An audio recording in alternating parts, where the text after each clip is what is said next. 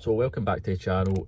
Today's video is going to be something a bit different again, and it's something that I've been talking about in my last few videos that I'm going to be doing, or I'm going to be bringing a tool bag tour or a toolbox tour or whatever you want to call it to the channel. I think I'm going to do it in two parts, just because the street lighting stuff and the domestic sort of stuff that I do, there's obviously so many different tools that can be used sort of thing, and I'd quite like to keep them separate, because obviously I'm going to, although this channel's mainly focusing a lot of the street lighting stuff, I'm going to be bringing more and more domestic stuff to it. So today's one's going to be the street lighting stuff. Obviously the stuff that I'm going to be showing today isn't an exhaustive list of all the stuff that I have for the street lighting, but it's going to be sort of the bulk of the daily stuff that I do use. On that as well, a lot of the tools that I use for the street lighting I've downgraded from my domestic work, just because the nature of the job of the street lighting, it's always out in the elements, they get damaged and rusted and this and that much easier. So a lot of the stuff that I've got for the street lighting is sort of my spare stuff that I use. I'm sort of happy to leave it in the rain, or I'm not as gutted if I sort of leave it out in the rain for the course of a shift and they get rusted or they get damaged and this and that. So that's just in case anybody has a look at some of these tools and sort of thinks they're a bit crap, because they are. They're sort of either they're my spares. So I'll make a start on showing you some of the PPE stuff that I use, and we can take it for there. Right, so as mentioned, starting off with PPE. This isn't going to be too in-depth either, I'm just going to sort of be briefly showing you, but I always carry it in this wee bag for life. I know that all my PPE sort of stuff goes in here, so obviously you've seen my harness plenty of times in the channel. So that's I'll stick it here. Obviously try and take care of that harness because it's no cheap, plus just don't want to damage it, because at the end of the day it's potentially going to save my life one day. High-vis jacket. Again, nothing exciting here, but high-vis jacket. Hard hat, just in case sometimes we need to go into building sites, especially if there's sort of any overhead cables above. Sometimes they'll ask the local authority to take a span of overheads down or change it or do this or that, so sometimes we need to go in sites. So again, I have a pair of just basic sort of boots just to get me on a site, but you'll see that I always wear trainers unless obviously I'm going to that. And then the last thing I have in that bag is just a pair of gloves, just a bit more heavy duty. You'll see for one of the recent videos where I was in the snow, just obviously helps if you're sort of doing anything like that or doing anything that's a bit muddy. But generally I always just use these wee black gloves, but they're also a bit thinner, a bit better dexterity. The ones are quite thick. But so that's it for the PPE anyway. There's obviously not much there. I do have bits in a box somewhere, but I've got ear defenders, goggles, and one or two other bits and bobs if I'm doing any grinding, stuff like that. But probably, depending on the order this has been released, I don't do that much grinding anymore because I'm not quite happy with doing it on the street lighting. It's just, I don't think it's safe. Next up, you'll see I carry a tub of road repair about ways. Obviously not really. This is just be working alongside some of the roads guys. It was just a handy wee tub to keep some stuff in, obviously keeping it dry, plus obviously when the lid's on that, whenever you're doing cutouts and stuff like that, it's a good wee seat for you as well. So I've got a couple of the tubs that I keep some bits and bobs in. It's quite handy, but this is where I keep some testing stuff. So I've got this clamp meter. Again, any sort of sparks will sort of know everything that they do, but so Obviously that's really handy if you're getting some section faults and stuff like that and you just want to see how much load or anything like that a circuit's pulling. So there's that. Before I go any further with this actually as well, I used to use a Mega MFT, I think it was a 1720, I can't remember off the top of my head, but I actually got pinched on a job. Somebody's obviously bumped it off us and I've not got round to buying a new one yet. So again, these are like backup meters. I take this clamp meter with me to domestic jobs, but everything else in here is just sort of my backup stuff, spare stuff just now. And again, it's for the same reasons that there's a likelihood that water's going to get to them and they're just going to perish that wee bit quicker. So I'm happy for these to get sort of used and abused, but obviously somebody realised that and took my Mega and hasn't touched these. So the next thing in here is, I'll get out the box and I'll show you. So you'll see there, it's just a wee insulation and continuity tester, just a wee cheapie. I had to go out and buy something that would do the job, and I'm saving up for a new test meter, but I'm torn between a couple. So if there's any companies out there that would actually like to send me one, by all means go ahead. But I'm in the market for a new meter, and I'll just see sort of what's the best for my sort of budget. But this wee thing does the job if I'm just looking to sort of Mega, or if I'm just looking to IR test some faulty circuits or anything like that. So again, that does the job. Obviously I've got all my leads and stuff like that and probes in there. What else have we got in here? That's just my wee pouch for my clamp meter. And this is a bit more old school. Next up, you can see I've got a look tester, a PSC tester. It's actually out of calibration. Again, that's just because I've no used this stuff in a couple of years, up until recently when my Mega got pinched. I'll need to look into even getting this calibrated again, or I'll just go and bite the bullet and buy something. But I think a brand new Mega is about 1,200 quid if I'm wanting sort of the latest one out. So it's quite a dear one, but something I'm going to need to buy.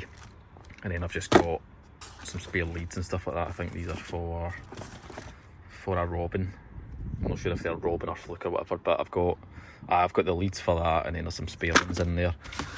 And then in this box I just keep some, again, just some spare paperwork and all that sort of stuff. And then it's just the box for my test lamps, but they're in my bag. So I'll put all this stuff back in the box, get the lid on. So that's it with the lid on it. I know it's no velocity or anything like that, but I don't have the luxury of getting sent out all this stuff. But if Velocity are watching this channel, then I would happily take a bag to review it and put my meters in it and let you know what I think. But so you can see there, it's a practical solution to keep them in, keeps them dry, can sit on that, and I'll put that back in the back of the van. I usually keep that, and I'll show you what's next. So there's some deja vu for you here. Like I said, I've probably got about 5, maybe 6 of these boxes. So they're just handy to have, and just by looking at them, usually I think I've ended up having to change that lid, but I usually mark them all up with a Sharpie, basically what's in what. So it's quite easy to identify. You can sort of stack them on top of each other. It's pretty easy. But in this one, it's all like, or it's mostly like mechanical sort of stuff. So I've got a stock of mini floaty cells there. Again, this is always the brand I seem to be using, and they're generally pretty good, quite happy with them. Again, I've just got a selection of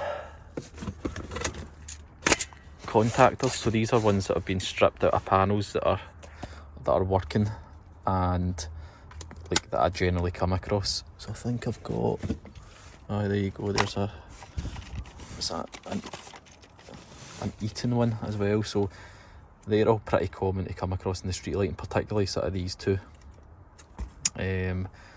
So the fact that I've got a like for like replacement, if there's ever a contactor issue, I can just stick that in, because sometimes if there's not stock of them, they'll maybe look for a new panel, or they'll maybe request that it just gets sort of shorted out sort of in the meantime, and that's just obviously no ideal, so it's nice to have that.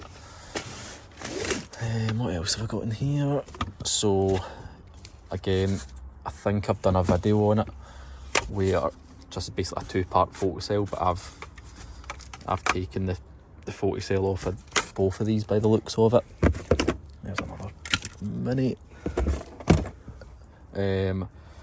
But sometimes these actual units fail, so again it's just handy to have a stock of them, but I'll maybe need to go out and get myself some more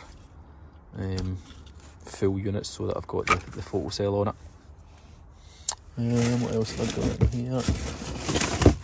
Oh, there you go, there's a full one there, so that's handy to have, but I'll try and get myself some more. What else have I got in here? So I've got a selection of these time clocks. Again, I've done a video on fitting that, but handy to have, and obviously brand new. So I've got, because they do fail quite a lot in the street lighting, so I've went out and got myself quite a few of them. There's 4 of them. And then what else is in here? So there's, what's that? 70 watt electronic gear. Again, because there was a stage where they were obviously looking for us to repair the 70 watts if we could change over the gear and stick a new lamp in it, as opposed to changing over the fitting. Now that that's sort of slightly changed and they're just looking for fitting replacements, I don't really need these as much, but again, it's handy to have a couple of them just in case if I get any sort of private work that comes in, and they'll be perfect.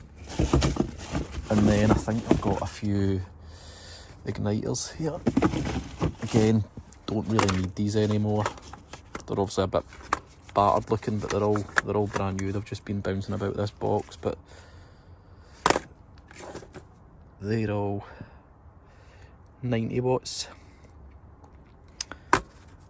And a good part of the reason I'm keeping them as well is I keep seeing people in the comments reaching out and saying that I should be keeping a hold of some of these fittings and they're worth money and this and that. So if I can keep some of the older gear, if I can find some 90 watt chokes and stuff like that, I can rebuild the fittings and get them working again, and can maybe sell them on, or I could sell them as not working, and then I could obviously just include an igniter. If it's a 90 watt, I could include an igniter, and it just sort of helps the person that's buying it sort of piece it back together. And I think that's everything. I've just got some, I don't know why, but I've got some connector block in here, sort of big stuff, but don't really use that as much anymore, usually using Wagos or Wagos or however you pronounce it. But I'll put that in a different box, but I'll put this all back together and I'll show you what I've got in another box that I sort of keep a few other bits and bobs in. So I've got these wee tubs here as well. You've probably noticed there's a bit of a theme going on here that I like to make use of any wee boxes and stuff like that. So this one is just hand wipes.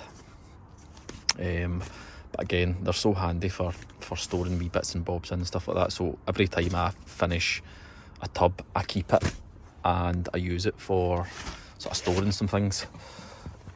Again, 2 seconds, it's quite difficult. But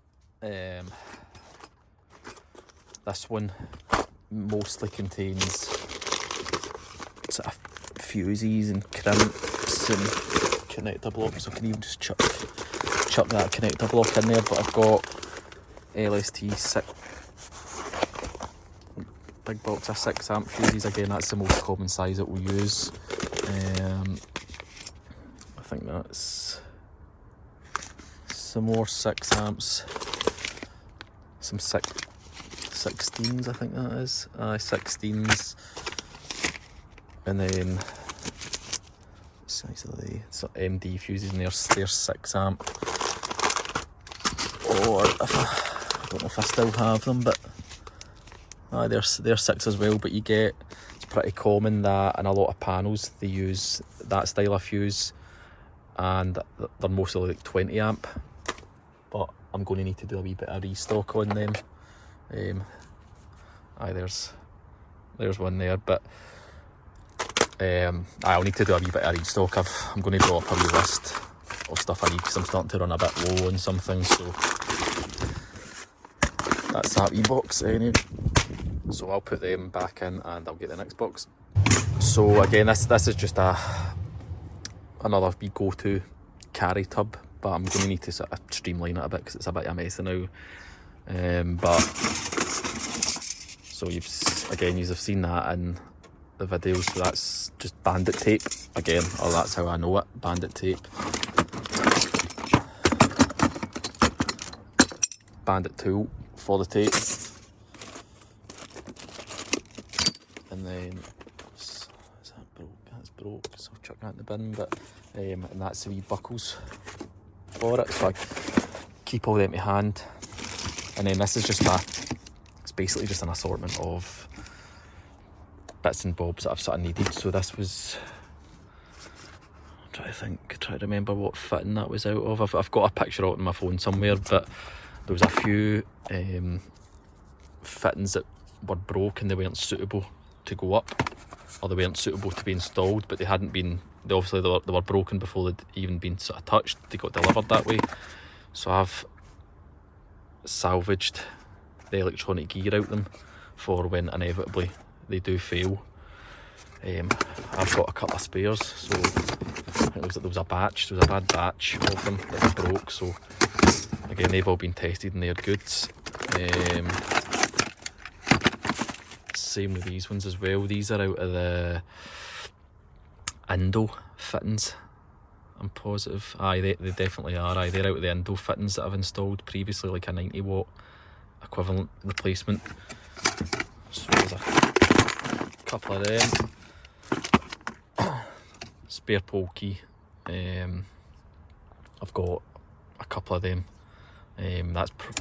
I'm sure I've got a couple of them, but I always keep a spare one in this box and then one in my tool bag. That's off an Indo fitting.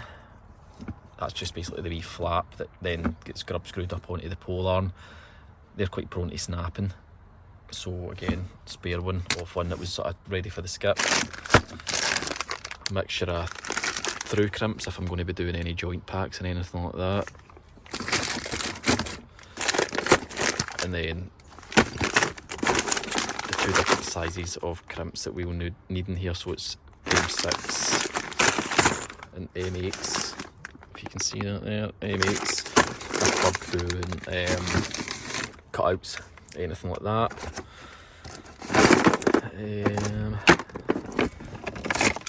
Wee box of red spot fuses.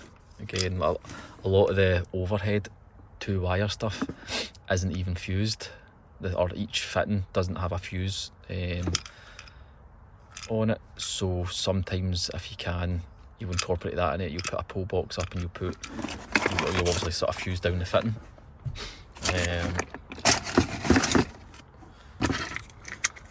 Again, I think I've seen these. These are just line taps, so again they'll go on the overheads, and the wee knockouts just come out. Your cable goes run straight through that. It's metal teeth in there, and then you tighten that down. They'll bite onto the cable, and that's basically how you get your sort of feed off it. So again, keep a couple of them just in the off chance that you're working on overheads and they break or they fail, or you need to cut them off or whatever, and then replace them. That's just a fuse holder for the ones that's in the pull boxes generally. So I've got a couple of them somewhere, just wee brackets. I think they're for the Phillips fittings, I'm sure. Always handy to have a couple of spare of them. I think these are some Edison screw lamp holders, so these will mostly be in 70 watt fittings. These can become very brittle over the course of so many years, heating up and cooling down, and quite prone to snapping, cracking and all that stuff. So I've got a couple of them. That's the wee retaining clip for your standard 55 watt socks. They're really bad for snapping off. Again, just obviously sort of age and brittle with the cold and this and that, so handy to have a couple of them, because you'll see a lot of the fittings, especially people in Glasgow, you'll see a lot of the fittings are either missing the visor, or we get a lot of call outs for fittings hanging, and you'll see a lot of them have been tie wrapped back together because people don't have spare clips. But I had a whole bunch of them, but I've obviously used them, so I'll need to order some more of them up. And then there's just obviously some stuff that's fell out here. 25mm gland for when I'm doing cutouts. So that's the standard cutout you'll get in the street lighting. There's obviously a few different styles, but that's typically what you'll see, particularly on stuff over the last sort of 10 years or so. That's what you'll see inside a column. Here, there's just a mixture of rubbish in here, and there's some 10 amp LST fuses, so I'll put them in the other box just so they're all together. But I'll put this stuff all back in, and then we'll dig into the best bit, and we'll go into my tool bag and show you what I've got in there. Right, so I'm going to start with some of the heavier stuff, and depending on the order this video comes out, you might have seen this or you might have not. But basically, you can obviously see, it's basically just like a big pipe cutter. This is used for cutting down top entry fittings, so generally 55 and 90 watts. This is my preferred method of cutting them down. I really don't like using the grinder for a few reasons, but it's basically just, it's not safe to do it, especially if you're working right above somebody's car, you're doing it yourself, sparks flying everywhere. It's just no ideal. So I generally use this to cut the pole arm off, and then the wee stay rod, I just use a hacksaw to cut that down. So that's that.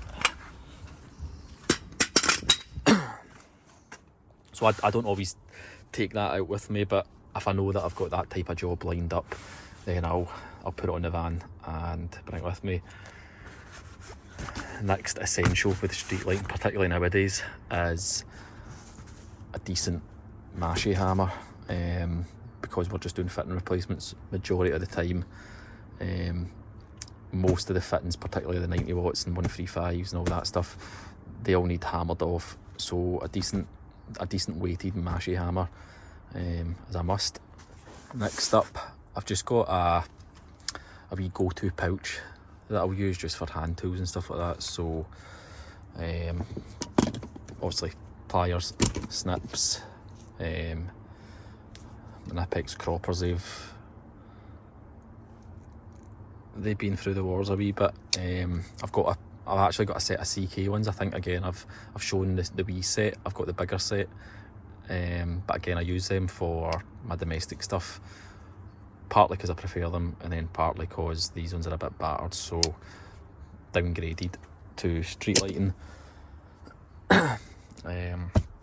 Selection of screwdrivers that I commonly need is generally only sort of flatheads, and then this PZ2 screwdriver. Like you don't really need much more than that screwdriver wise on the street lighting. Sometimes you'll maybe need a bigger flathead to get some panels off and this and that, or anything that's seized. But other than that, that generally does me for hand tools. Usually keep my test lamps in this wee pouch as well as wee coil of tape, but I can't think where my test lamps are. They're somewhere, but I've got a set of fluke test lamps as well, so I'll put that to the side now. My initial plan was to properly go through my bag, but it's an absolute riot. I've not cleaned it out in a while. There's loads of rubbish in there. There's a mixture of domestic stuff and street lighting stuff in there, so I'm just going to like pick the stuff that's important to the street lighting out and bring it up. So next up is T-bars. Again, I was sort of considering getting insulated ones, but we really don't, or I really don't need them. Haven't found a need to have them, because my only use for the T-bars is the grub screws tightening the fittings onto the columns or try to loosen them off. So there's a, what size is it again? I'm sure it's 3, 4 and 5, I think, or 4, 5 and 6. It's 4, 5 and 6. So mostly the 2, mostly the 4 and 5, sometimes the 6. I think there was one of the new fittings that needs a 6, but mostly the 5 that does that. So put them there. Next, obviously, again, the humble hacksaw. Again, got a better one for my domestic stuff, but does the job. Don't really, or haven't really needed to use it that much, other than when I'm doing cutouts. I'll use it to obviously gland my armours or for cutting off the stay rods if I'm taking off a top entry fitting. So that's that. Next up, you can also see some pole keys. So for 90% of the section boxes, that's the one that I use. Most of them are the sort of bigger triangle.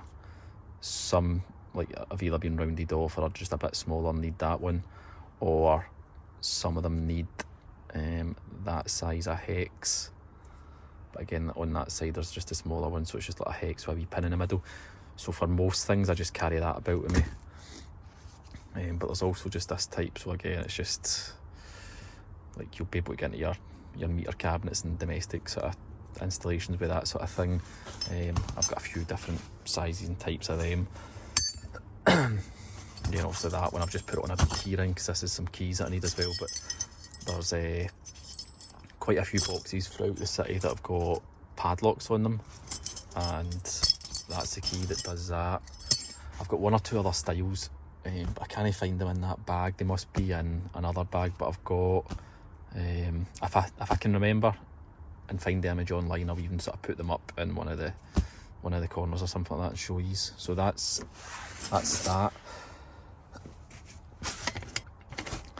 Then we've got crimping tools. So obviously for sort of my flexies and stuff like that, I've obviously got that one. And then if I'm doing joint packs or doing a cutout, I've got my 10 and my 16mm one. Again, these are rubbish. I'm really going to need to get and buy some new gland pliers, or again whatever people call them, but these have been downgraded. But again, they do the job in the street lighting, so there's no real reason to change them. But obviously 2 pairs of them, and then that sort of again does the exact same job, but don't really need to use that much. Not really done too much of the cutouts and stuff like that of late. Knife, again obviously if I'm doing some cutouts and stuff like that, or even if I'm doing flex and I just want to ring it with that. Some spare screwdrivers that are just sort of floating about the bottom of my bag. Mini hacksaw, don't really need to use it. An assortment of tape, again I've got like a couple of each colour somewhere, but I think it's in my own van. But I've got pretty much most colours that I'll need for obviously identifying like lives, neutrals, CPCs, whatever. So I've got all the colours. And then the next one is, I've had 1 or 2 comments in these before. Don't know if it says the sizes on them. There's a brand of this one anyway for anybody that's sort of interested. But this one is the one that does the inside of a cutout if I'm ever sort of needing to loosen anything off or tighten anything up. So aye, these are essential, because failing that you would need to sort of do it with pliers or do it with something else. Again, they're no insulated, and again I was looking into buying a set of insulated ones. I think it was Weeha that were doing a set, but they were about 50 quid, and it's a lot of money. Plus obviously I would never be messing about with them when they're live anyway, so like I'll always ensure that I've safely isolated the panel before I even touch it with these things anyway, so that's why I'm still using them. But I think in time I'll go out and buy myself a set of the insulated ones just to keep myself right. I'll have another wee rummage through my bag and see if there's anything else that's interesting for you. Aye, so there's no much else in there that's worth showing you. Just some spanners like 10 and 13mm, just all your standard sizes, and just some consumables like hacksaw blades and this and that, and no every time, but for a while when I was stripping out old SMKs or cutouts, I was keeping all the nuts and bolts from it in the wee spacers that you can see there. They obviously just come in handy, but I've got millions of them at the bottom of this bag. I need to do a bit of a clear out. That's one of the things on my list to do, but again, just finding the time, just being so busy. Oh, hide them. Don't know why I've got them. But there's just stuff, just hundreds of rubbish, like old screwdrivers that I just sort of use as chisels now. Aye, that's pretty much it, I would say. One other thing that I always carry with us is a big pack of these tie wraps. So there's the sizes in there. They're massive. But whether it's resecuring doors or this or that, obviously I'd still rather use Bandit, but if it's a quick fix, or you've seen that video I done with the Pudsey bracket, even just holding that up, so it's handy to carry a bag of them with me as well. So that probably wasn't overly entertaining for you, but I thought it would be worth showing you that. And again, this is just the setup that I use in this van. So I've got my go-to stuff at the top of the bag there, if I need to just open a section box or sort of fix something quickly. All my PP to hand as well, so it's no a drama to put that on, and it stops me from forgetting to put my jacket on, or my harness obviously is the most important thing. So that's all sitting there. Bag for my lunch and all that stuff. That bag there for some of the recording stuff, if I remember to bring it out. But again, a lot of the time with the street lighting, the videos are quite impromptu, because I don't always get the time to do the videos, and I don't always get the time to do the videos, and I'm not anticipating seeing some of the faults that I come across.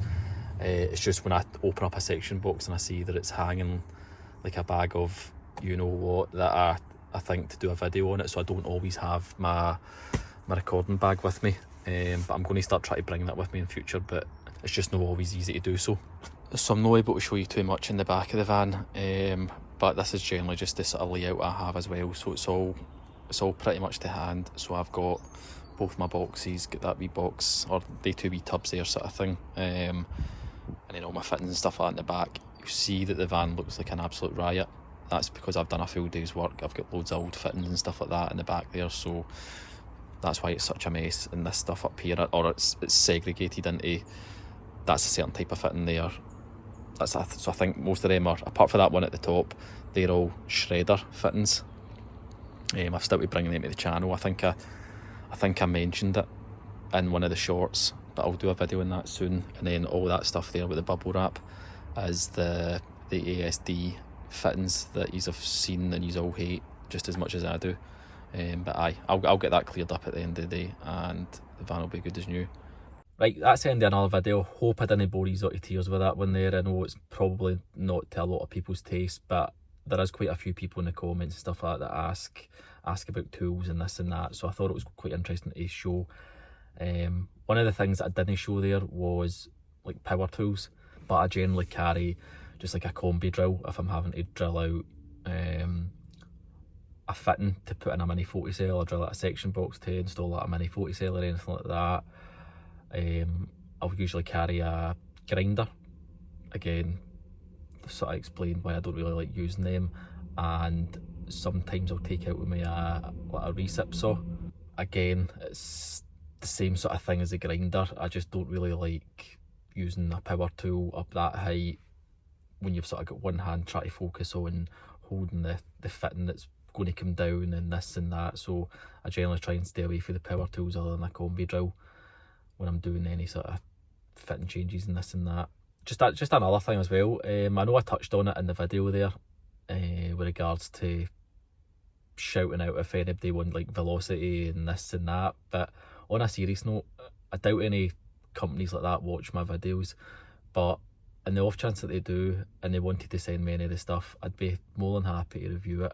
I'd only be sort of reviewing the stuff on the basis that I could speak freely about it, because at the end of the day I've been sort of suckered into, or I've watched some videos and you can tell that some people are just plugging any old item sort of thing. But if there was any companies out there that did like the channel and wanted to support it by sending out, whether it was sort of bags or tools or anything that would sort of make the street lighting or even the domestic stuff that little bit easier, or that little bit sort of different for us, then get in touch with us. I think my email address is in the contact information in the about section, so I thought I'd put that in there. As always, to all the OG subscribers, thanks very much for supporting the channel, and thanks for watching. Please leave a like in the video and give it a thumbs up. To anybody that's not subscribed to the channel, why not? Like, I know the street lighting stuff's maybe not to everybody's taste, but there's going to be a bit of everything on this channel, so get subscribing.